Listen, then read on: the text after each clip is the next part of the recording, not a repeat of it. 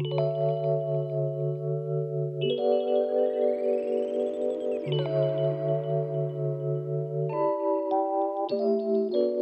everyone, I'm Prez. Welcome back to Cabrillo. This is episode 16, and today we're moving over to the south end of town and building a new neighborhood called Buchanan.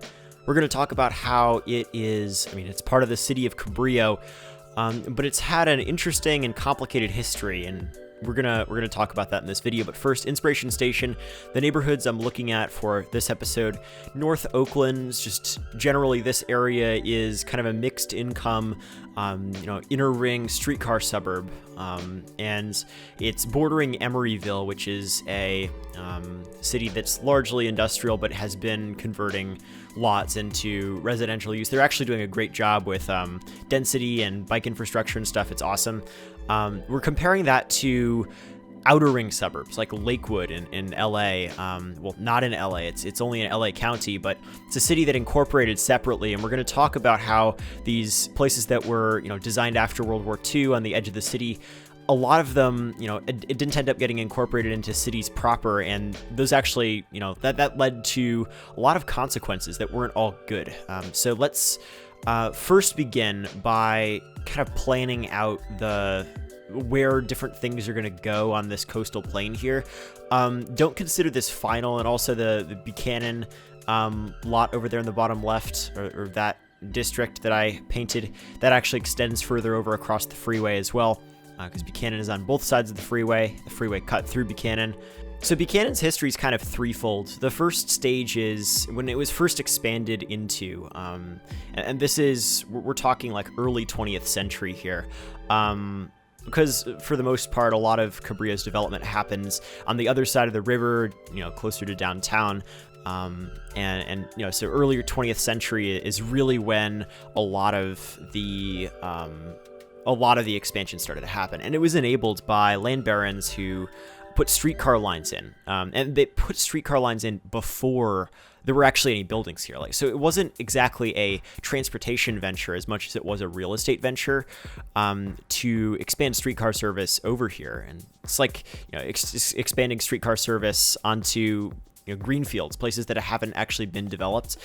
That was not, clearly not to get people places, or at least people who already lived in Cabrillo. It was to sell land, to prove that you'd actually be able to access this place without cars, because there weren't exactly cars yet in the early part of the 20th century, or at least in those first years before Fordism, mass production. It wasn't very accessible to the average person to get a car. So for a while, like until the Great Depression, people were still accessing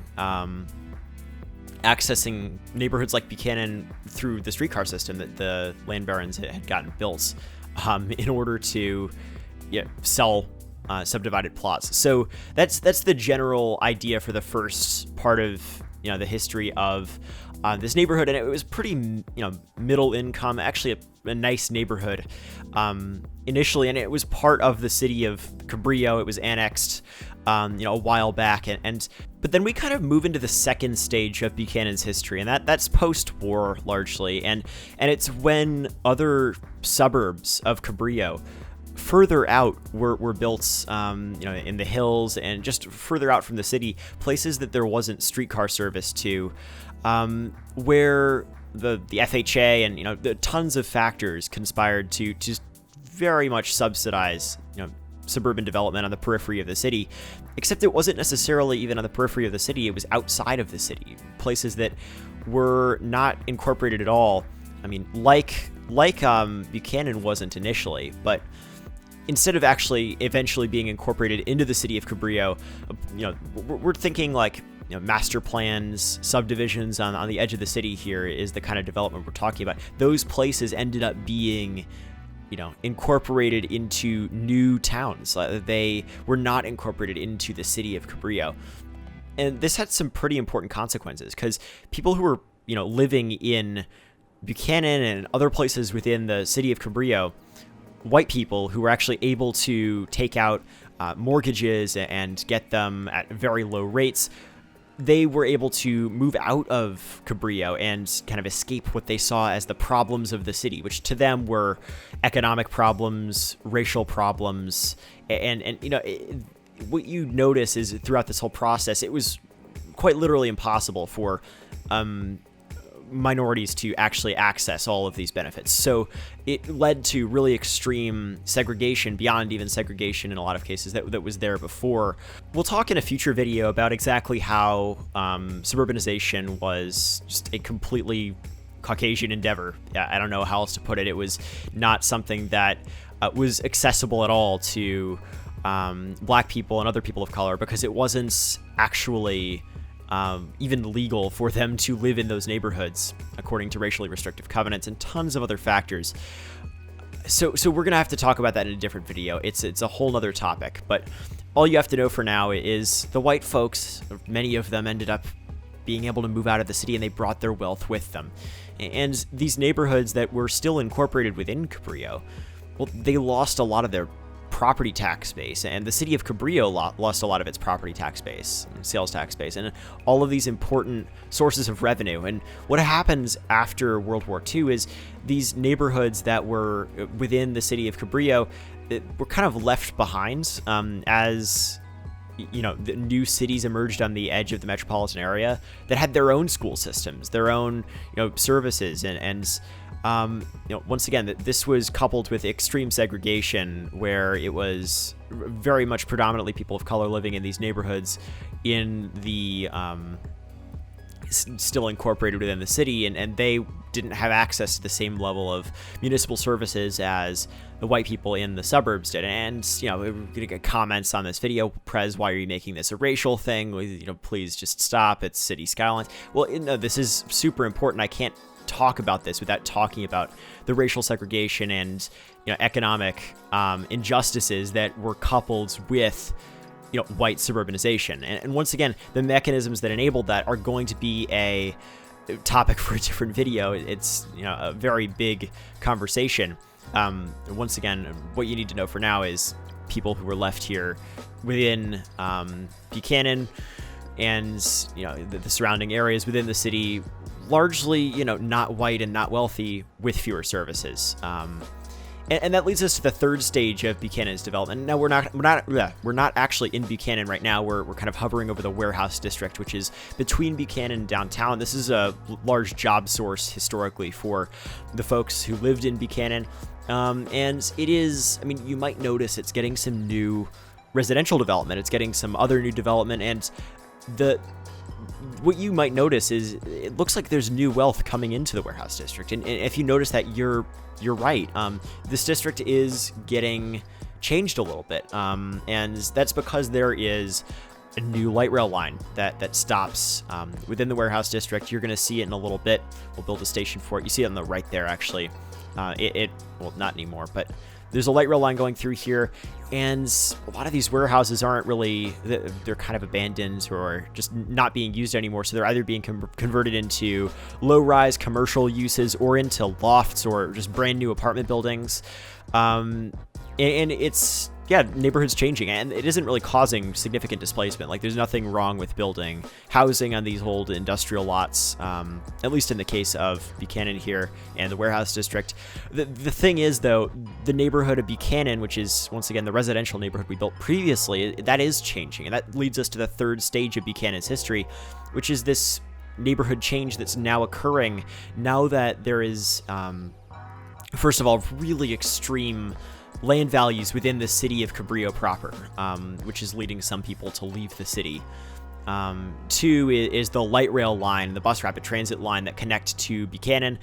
And three, which is a newer trend, is people realizing they can work from home and they don't have to live exactly right next to their workspace, but even still being able to access it by light rail is a significant benefit. So it's leading a lot of folks who were, yuppies living in downtown Cabrillo, to actually decide to move to Buchanan instead. So Buchanan's finally getting that investment that it needed for so long, but it's happening in a way that's displacing existing residents, and it's really causing a lot of problems for the neighborhood. And it's not doomed. If the area is properly upzoned and, there are more houses being more units being built in this warehouse district that we're building right now, maybe that can prevent some of the displacement and lead a lot of the people who are moving out of downtown Cabrillo for cheaper housing to end up here instead of in Buchanan proper, displacing residents. But we're just going to have to see how that pans out within Cabrillo. But you could definitely notice neighborhood change both in the warehouse district, which is what I'm calling it, although it's subject to change, which has this light rail line enabling new types of people to live here, or people to live here in general. Once again, previously just commercial and industrial. Then there's also the neighborhood change in Buchanan, which you'll notice isn't as visible. It doesn't look like it's necessarily changing as much as it really is, and we'll talk about that in a moment when we're actually on the ground level looking at Buchanan itself. But for now, I'm just kind of finishing up here and just placing trees and various stuff throughout the warehouse district. I went pretty low detail this episode. I'm just trying to expand really quickly. We'll have a conversation in a future video about how exactly to expand the city efficiently, because I'm trying to avoid the, Columbia City type thing where I barely make any progress in 2 years. I'm going to try to build quicker here, and also do it thoughtfully. Like this episode, I think I did a pretty good job of creating a neighborhood that has a clear historical identity and clear shifts in its current form.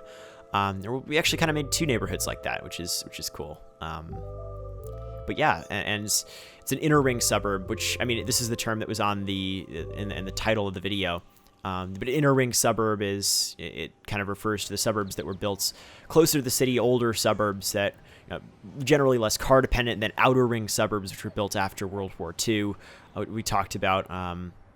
But anyway, this is the warehouse district. You could definitely see how it's changing. You get tons of new apartment development. It's probably going to be a really cool neighborhood, and probably is right now as well. Stuff like the self-storage probably won't exist in 20 years, but this is the neighborhood of Buchanan. You could see it's still got a lot of the signs of the old form of Buchanan, which, struggling with few services post-war, but you can really see a lot of signs of Buchanan getting investment as well. And what would you do to try to prevent displacement in Buchanan? What do you think is a good solution for this kind of situation where, there's a lot of new wealth coming into the neighborhood, and it's bringing new investments and new shops, but it's displacing existing residents. Like the area is finally getting that investment it needed, but it's in a totally wrong way. Just let me know in the comments. Do we need to increase the housing stock? Like, is the warehouse district going to offset the demand for housing within Buchanan and at least let existing residents live nearby? Or what should happen in Buchanan and the surrounding neighborhoods? And what do you think actually will happen, considering the political circumstances in California and in Cabrillo? Let me know in the comments. Let me know what you think of the neighborhood as well. And how I did in communicating the themes of this episode. But hopefully you enjoyed. If you did, a like would be appreciated. You could subscribe if you want to see more Cabrillo. If you want to get some benefits, you could become a YouTube member or a patron. Quick shout out to some patrons before we go: Mario Vital, Jinsei, Eclectic Bill, Rodney Green, and Oliver Gansberg. Thank you all so much for supporting the channel over on Patreon. Once again, benefits over there. You can download the save game for Cabrillo every episode. You could get your name in the credits and shout outs, early videos, lots of stuff over there. Or you could just leave a comment. Or anything you want to do. I just appreciate you watching so far. Thanks so much for watching. Hopefully you like what we built in this episode, and I'll see you in the next episode of Cabrillo.